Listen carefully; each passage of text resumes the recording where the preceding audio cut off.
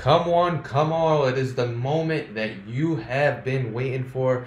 This is PML Top 50, and we are into the top 10 PML players of 2021. I got my main man, Natural, here with me. I will give you the intro this time. Let's jump right into it. At number 10, we got Alvin Kamara of the Saints. The Saints Now use. departed Saints owner. Yeah. Not get a chance to see this, but maybe I'll send him the graphic. Yeah, Kamara was an Yeah. absolute monster. Played against him.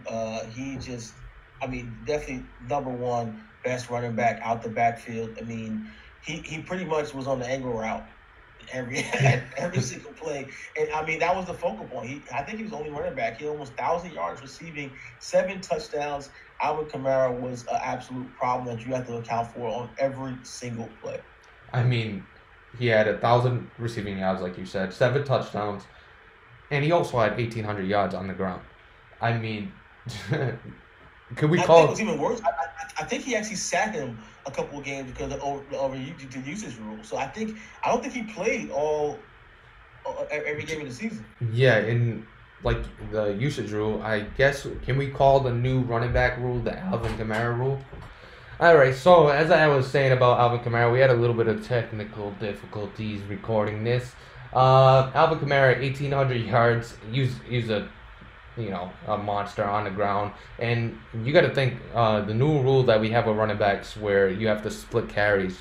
Could it be called the Terry McLaurin rule that we had seasons ago? Could this be No, called that this is definitely Jonathan Taylor rule when it comes Jonathan to Taylor rule? right.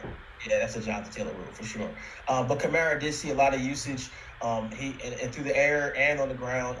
Like I said, he was somebody that you had to account for every play. I had when we played, I manually checked Kamara best I can. I think he still, got his numbers. Yeah, this it's really tough to stop Alvin Kamara. He's just, I mean, you look at his physical abilities and all his abilities that he has in game. I mean, he's just a stud. These are the same abilities that he had last cycle that were underused by the former Saints coach. Yeah, I guess the Saints coaches now are overusing him because of the lack of use from last cycle.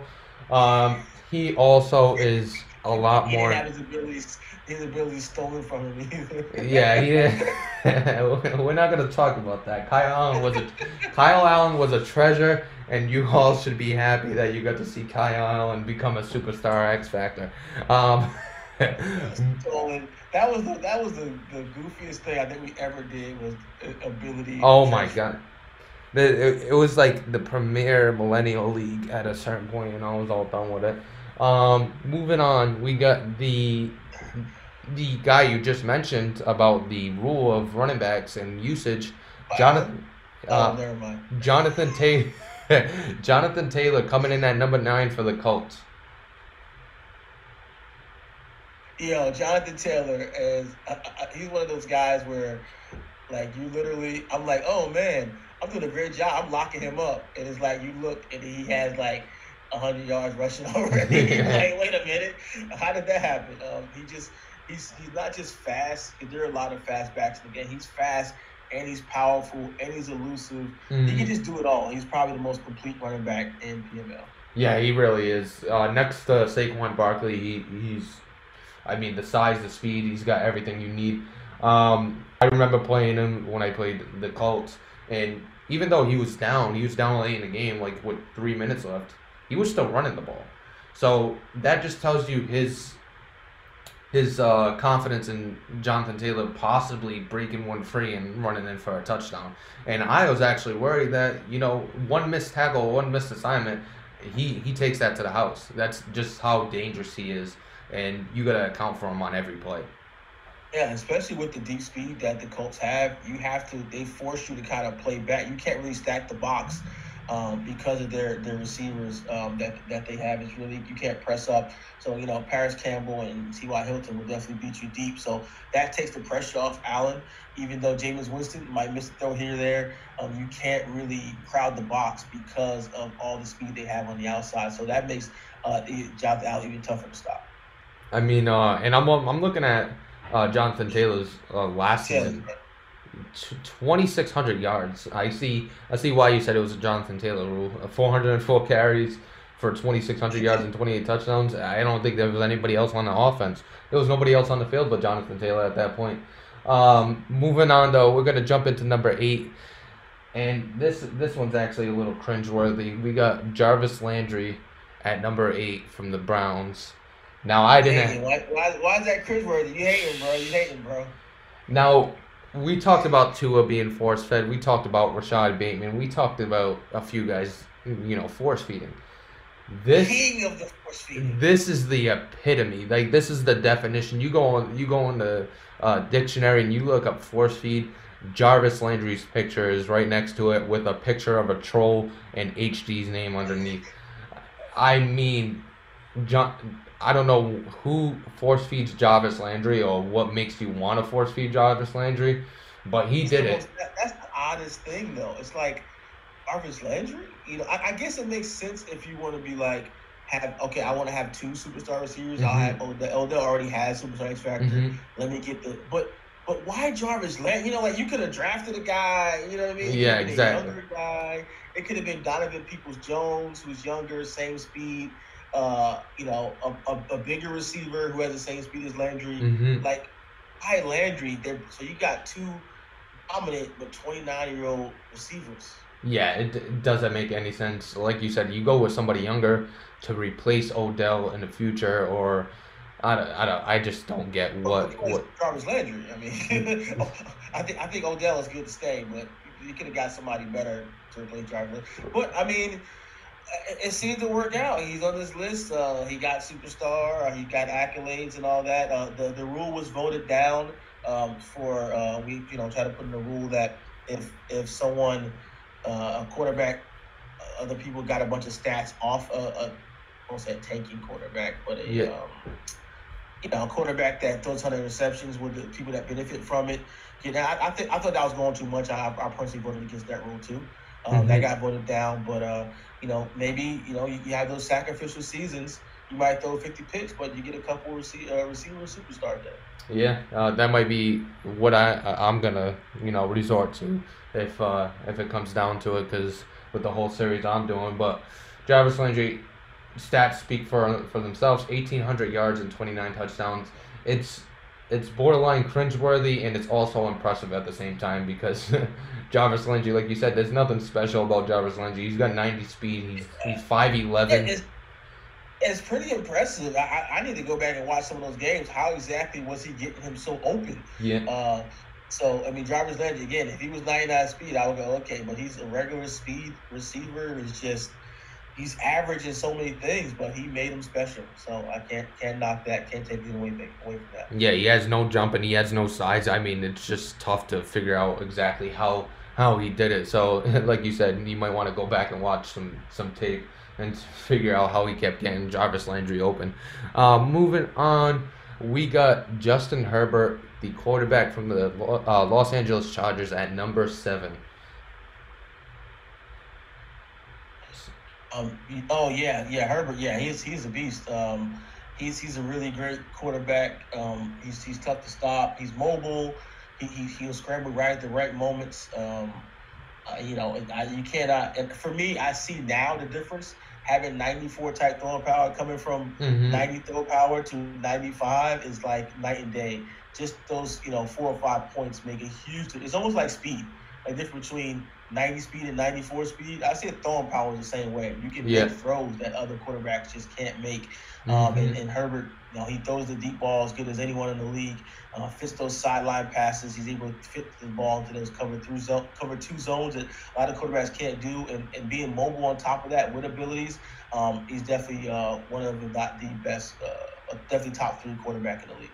Yeah, and like you said, with the throw power, that was my thought process going into off season. I let Jimmy Garoppolo go. He was costing way too much money, and he had 90 throw power. I would take a hit in accuracy for the throw power, because I could build accuracy. I can't build throw power. That is something that. Oh, you can. It just takes a lot longer. Yeah, it takes longer. You gotta hope for some rolls when you do tribute rolls in game, and then you have to wait until off season if you want to increase.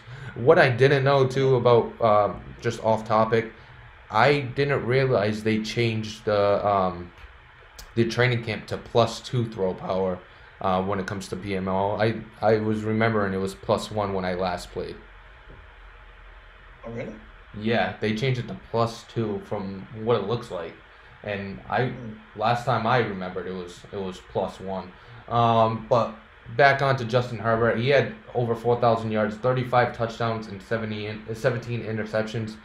I I was doing the eligible list, and I think he had the highest QBR in the whole league. Like he doesn't make much mistakes, and I think a lot of it has to do with having a weapon like Rico Gafford and Austin Eckler out of the backfield. He could really stretch out the field on a defense and make it tough. Yeah, even though he's not often used, still remember that he has Keenan Allen as well. I Hmm. mean, he's made some big plays. Hunter Henry is a quality tight end. Really that offense has a lot of weapons. Really, the biggest weakness they have is offensive line. But having a mobile quarterback, you can kind of get a work around that a little bit. Yeah, it's honestly it's really impressive. But then again, I was just thinking you got to remember the division he's in. That kind of plays into his touchdowns to Yeah, I interception rating. mean, like I've said it countless times. I'll continue to say it. It's just like LQ last year. When Hmm. he was just in that really weak division and a strong player, you can pretty much get everybody superstar abilities, everything you want Yeah, because exactly. you're playing CD to your coaches every week. Yeah, exactly. It's all about the division. He lucked out this cycle getting that division. Little birdie told me that he might not be around next cycle. So who knows? We'll see what actually happens. But hopefully he sticks around because it's nice to have top tier coaches in the league. Moving on, we got a running back at number 6. I feel like the top 5, top 10 is going to be a lot of running backs. We got Zeke Elliott out of Dallas. He's fallen in at number 6, and that Cowboys team was it's kind of I would say the offense is kind of manila, but it works so well if that makes sense. Sorry, what was the next player? Zeke Elliott from the Cowboys. Oh yeah, yeah. I mean, yeah, Zeke. I don't know why I don't. He's kind of quiet in chat. I don't really don't realize how good Zeke, how a seasons he had. But yeah, he's definitely a quality running back.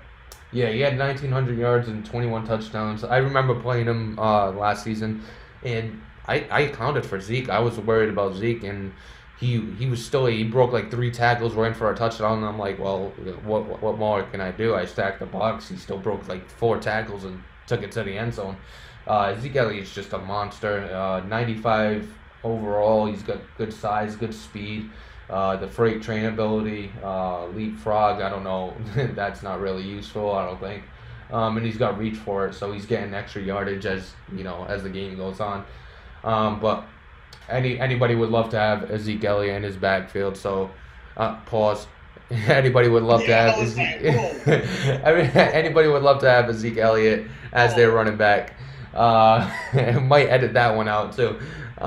Moving on, we go into the top 5. Number 5, Miles Sanders, who I feel like he was another name that wasn't really talked about as much as Javion Hawkins, who we might see in the future. But um, I feel like he had a kind of quiet season, but put up monster numbers.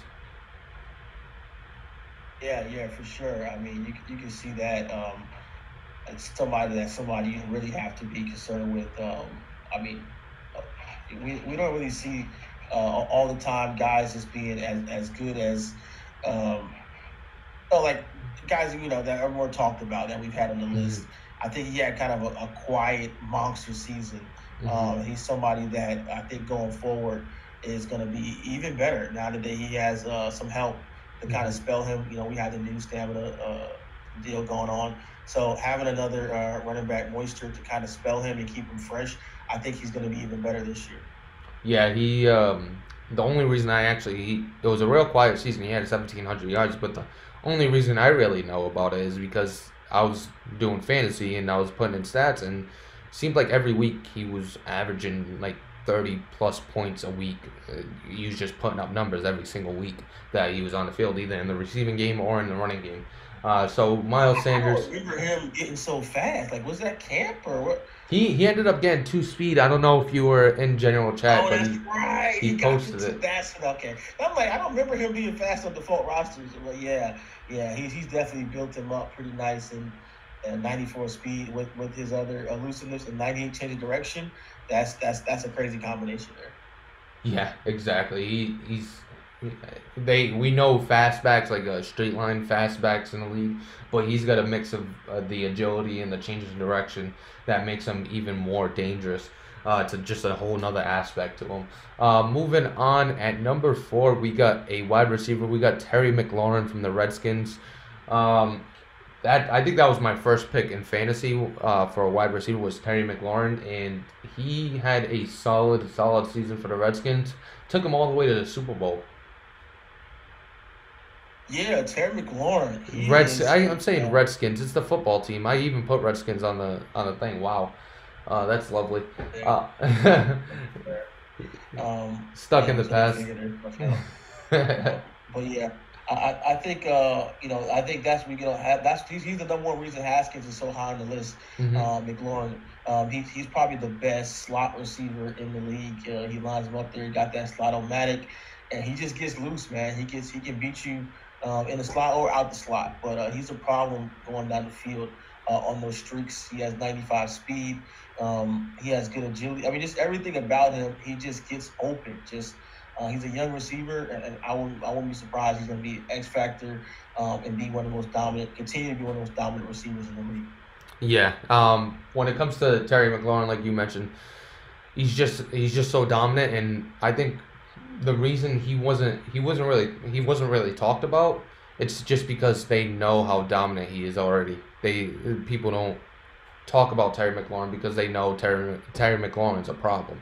So the thing is, he's not like force fed, but also the fact that he had 1,700 yards receiving with Dwayne Haskins as his quarterback in one of the toughest divisions, probably the most competitive division in the league. That he did this against top competition. He did it week in, week out, and he still was able to excel and be tough to stop. Which to me, that's why he's so high on the list. He was I think he was my number one receiver because not only did he put up those monster numbers, he did it week in, week out versus top competition. Yeah, the strength of schedule, like you mentioned when we were putting this list together, is something to keep in mind as you're doing this list. Moving on to our top 3 now. Number 3 is Lamar Jackson from the Ravens. Didn't really show up in the playoffs like you hope, but he had. Hey, could you guys give making a break? Just I mean, like every time he said something about begging. In the season play. I mean, he had an amazing regular season. Like I don't know, I feel like guys is just getting too crazy with the whole Super Bowl playoff. So my question is, we dubbed the old Los Angeles Rams as the off-season champions. Can we dub Bacon and the Ravens as the regular season champions or no? I mean, that means everyone in the league besides a couple of people will be regular season champions. Yeah, exactly. That does make a lot of sense.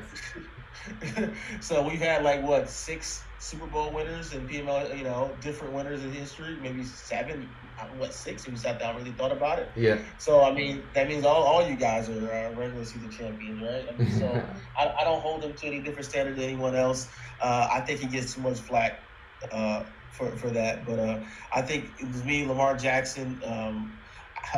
Outside of the last 2 minutes of our game, he was one of the best quarterbacks I played against. He's. I mean, everyone knows Lamar Jackson's a problem. What can you say about Lamar Jackson in real life and Madden? He is the modern day Michael Vick, right? So yeah. He can pass, he can run. I mean, I don't know. He's just so tough to stop. Especially when you start talking about Hollywood and those other targets and Miles, Calvin Johnson, Boykin, who erupted last season, and he was dominant in our game. I don't know, versus me and Cookie Boy, he might have had 400 yards receiving. So I don't even. There's so many things to deal with that game, with that team, and Lamar Jackson. It's just I don't know. He's like a thing of nightmares for defensive coaches. Yeah, and looking at his stats, he had 3,500 yards passing. but he also almost had 1,000 yards rushing. I remember we've known that Bacon's been a Ravens a Ravens fan since we started PML, and I remember we were talking when you had Lamar Jackson. Bacon was talking about how he wants the Ravens and stuff like that, but at the time, he was known to be a little cheesy with his gameplay, if you remember back then. So we were worried about him with Lamar Jackson, but now seeing him with Lamar Jackson, it seems like he takes pride in not being cheesy with him, and uses him exactly how he's used in real life. Like he's not hiking, hauling, he's not doing all that. He's doing exactly what a great job with that. I 100% agree with you, and that's something we were worried about. And he's gotten older. We've been in the league a couple of years now. He's gotten more mature. Yeah. His game has matured. I still think he does a little too much with the fourth down stuff and the hurry up. Mm-hmm. But as far as the gameplay and play calls, he does a great job of not cheesing with Lamar. Yeah, like I said, it's just it's night and day compared to how he used to be, playing Madden back in the day. And like you said, he's just matured. But great season overall from Lamar Jackson. That's when we were playing fantasy, he was just I was say he was my fantasy quarterback. He did some work, but when I needed him later in the season, he did. I guess going back to the Bacon playoff thing, when I needed him most, he kind of let me down low. It was declining at that point. Moving on to number 2, we got Javion Hawkins, the another definition of force. Fastest man alive. Another definition of force feeding, as you would say. We are used to falling, getting a new toy in a rookie, and overusing them. And Javion Hawkins. Javion Hawkins was that man this past season. He had an absolute monster season stat-wise, and he was being fed the ball a lot. Yeah. I don't know what to say. Yeah, I mean, it's just so typical, and that's why it's funny in chat we were talking about, like, he's acting like, like, what do you mean? I don't, like, no, dude, like, you literally, how many cycles we've been doing this, it's like rinse and repeat. You get the rookie, and then, you force feed them until, get a bunch of awards, and rinse and repeat with them, until you're all done, so, it's just, but again, I can't say, I mean, he did have a great season. He had a monster season, over 2,000 yards rushing, 700 yards receiving. I mean, this man had 40 touchdowns, 40 touchdowns. He had a quarterback number of touchdowns. Jesus. I didn't even know he had that many touchdowns. Wow, that is a lot of touchdowns for a running back. And he is in a solid division.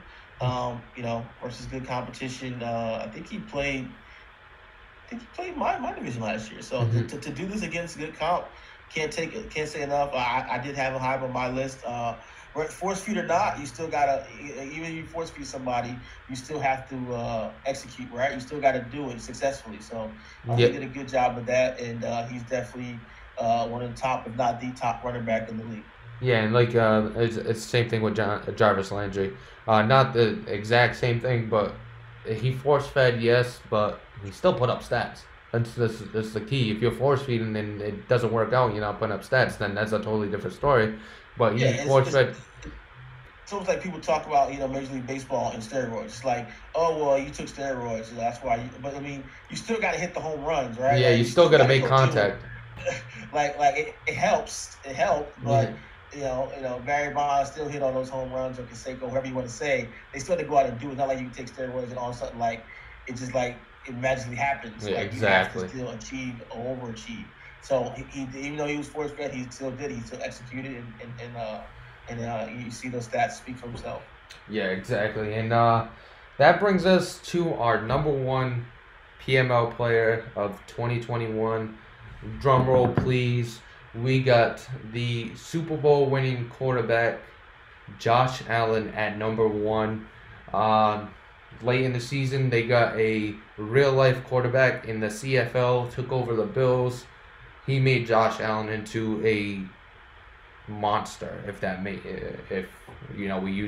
we threw that word around a few times already, and he actually made Josh Allen into a monster with that 99 throw power and his ability to read defenses and scheme up guys open. Yeah, for sure. Josh Allen, definitely the best quarterback in the league by far last season. With Stephon Diggs and Knox, and he's able to do that without much of a running game. So I think that Allen by far was the best quarterback in the league. There's not much more you can say about that. Yeah, and he had 5,300 yards, almost 5,400, 45 touchdowns, 34 interceptions, and the thing about him is what's surprising is he's not a superstar or a superstar X factor at this point. I thought he might have gotten a dev story with him at some point last season, but it doesn't look like. He was normal, so he went from normal to star. Oh wow, yeah. So now on the new rosters, he's superstar. But we started with the old roster. He was normal, so he still has to go. So I will not be surprised this season he'll be a superstar, and then next season superstar X factor. Maybe he'll get lucky and get back-to-back dev stories with Josh Allen, and he'll end up a superstar X factor, and that's somebody you'll have to worry about twice a season. But yeah, that's pretty much it. I just want your overall thoughts on the list. Is there?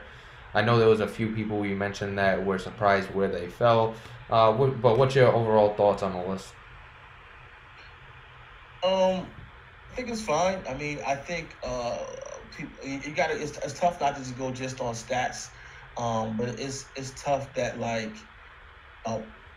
is who aren't super stats guys.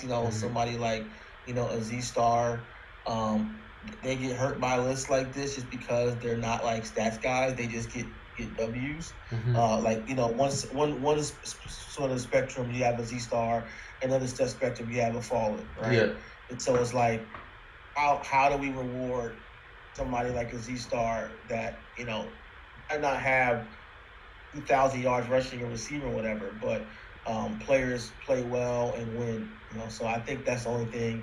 I don't know if there's any solution to that, right? But I definitely would like to recognize those type of guys who play in big games and win big games with top competition, and those players perform. They just don't. It's not all with one guy. Yeah, I know exactly what you're saying. Guys like Rashad Bateman, Amon St. Brown, then you got Javion Hawkins, all guys that got the accolades, but the teams besides the Texans didn't do much, and you didn't see a lot of Vikings on this list, like you mentioned with Z Star. You didn't see a lot of Vikings on this list. I'm surprised Dalvin Cook was on the list. We've done so many episodes, so many players, trying to remember, but he should have been on the list if not. But I think that's the only person from the Vikings that was really on the list. It's just there's different types of players in PML, and what my takeaway from this list, it was a lot of offense. I would like to see more defense in the list, but it just speaks to how Madden. There's no defense in the game. Yeah, exactly. It just speaks to how Madden is. So I guess that it's just how the game is. But I wish there would be a lot more defense, and defense would be more important. In the past, when we did it last year, it was a bunch of defense because there was defense. Yeah, exactly. It was a bunch of pass rush and stuff like that. I think teams now have a little too much time to throw the ball. So should we in the future break it into offense and defense, two separate top 50s, or a top 25? That'll make it tough on offense though. Yeah. That'll be tough. Yeah, because there's so many. I mean, there's so many offensive. We could have made a whole list of running backs just because how much stats they put up. I guess we gotta maybe think of a way when we're putting the list together and look at the average. What we know as normal is a 1,500-yard rushing season in the NFL is a really good season. That is not really a good season in PML compared to everybody else. So maybe we gotta change the way we see stats when we come across them and stuff like that. Like we were talking about the interceptions, 35 interceptions is like having less than 10 interceptions in the NFL. It's just a totally different ball game when it comes to PML, and and what you see in real life. But yeah, that's pretty much gonna do it for us. That completes your top 50. I hope you enjoyed the content. Natural, thank you for all your help on this. It's been a pleasure working with you, and next season we'll have to do it again. Look forward to it. All right, and we are signing out.